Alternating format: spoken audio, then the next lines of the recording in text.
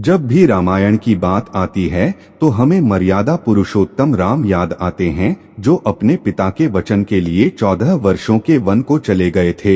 हमें देवी सीता याद आती है, जो अपने पति के पीछे पीछे वन की ओर चल गई। एक आदर्श भाई महापराक्रमी लक्ष्मण याद आते हैं, जिन्होंने श्री राम के लिए अपने जीवन का हर सुख त्याग दिया। प्रेम की मिसाल भरत याद आते हैं, जिन्होंने अयोध्या में एक वनवासी सा जीवन बिताया। अगर मैं अपने विचार कहूँ तो देवी उर्मिला जी का त्याग बहुत बड़ा त्याग था, क्योंकि माता सीता प्रभु श्री राम के साथ थी, अपने पति के साथ, अपने प्रेम के साथ। और प्रेम के साथ क्या वन और क्या नगर। प्रेम में तो मनुष्य को मृत्यु भी भली लगती है, मगर दूसरी ओर देवी उर्मिला, जिनके साथ उनके पति नहीं थे और माताओं की सेवा का भार भी इन पर था, उर्मिला पति के प्रेम नहीं पा सकी, दूर से ही पति को स्मरण करती रही। अगर बात करें तो सबसे बड़ा त्याग तो वह केवल और केवल देवी उर्मिला जी का ही हो सकता है। लक्ष्मण जी जब राम जी के साथ वन में जाने के लिए निकल रहे थे, तब वह अपनी पत्नी उर्मिला जी से क्षमा मांगने आए थे, तो उर्मिला जी ने उन्हें बताया था कि वह उनके कर्म में कभी भी बाधा नहीं डालना चाहती। उन्होंने लक्ष्मण जी को यकीन दिलाया था कि वह बिना उनकी चिंता करे वन में भैया राम का ध्यान रखने जा सकते थे। जब लक्ष्मण जी वन में जा रहे थे, तब लक्ष्मण जी ने उर्मिला जी को आंख से एक अश्रु तक ना निकल पाए ऐसा वचन लिया था। मित्रों, आप समझ सकते कि कोई भी जब ऐसी स्थिति में आ जाए जहां पर अपने आप अश्रु निकल जाते हैं, वहां पर आप अश्रु रोक नहीं सकते, नहीं हो पाएगा, क्योंकि अश्रु ऐसी चीज है जिसे रोकना असंभव है।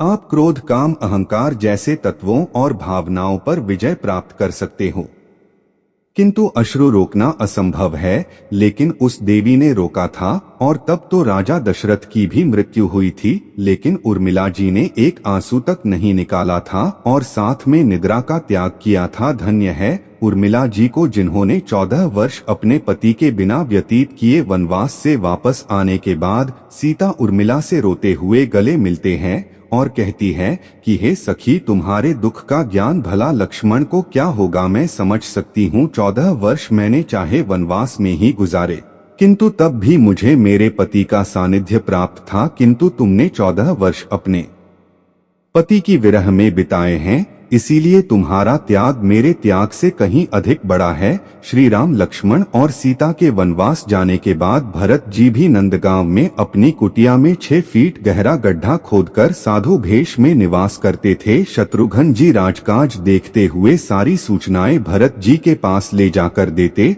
और वही एक शिला पर थककर लेट जाते थे। भरत जी की सेवा भी करते थे। तो वह युग पूरे त्याग का युग था। किसने कितना त्याग किया कहना मुश्किल था, लेकिन नजर अपनी अपनी, फिर भी हम उनके त्याग को अपनी कलयुग की नजर रूपी तराजू से तोलते हैं कि हम हैं क्या। साथ ही में माता सुमित्रा ने भी बड़ा त्याग किया था, अपने बेटे को राम की सेवा करने को वन में भेजा था। आज ऐसी माँ नहीं है, ना ही बेटा अपने सगे भाई का साथ नहीं देते हैं, तो गैर की क्या मदद करेंगे। मगर मित्रों, हम श्री राम के आदर्शों को मानते हैं, तो उन आदर्शों पर हमें चलना भी चाहिए, और अपना कोई सगा संबंधी हो या कोई गैर, हमें सबके साथ उपकार करना चाहिए, जितना हो सके उनकी सहायता करनी चाहिए। दोस्तों, वीडियो पसंद आई है तो हमारे YouTube चैनल सत्य की ज्ञान को सब्सक्राइब, शेयर जरूर करें। कमेंट बॉक्स में जय श्री राम लिखना ना भूले।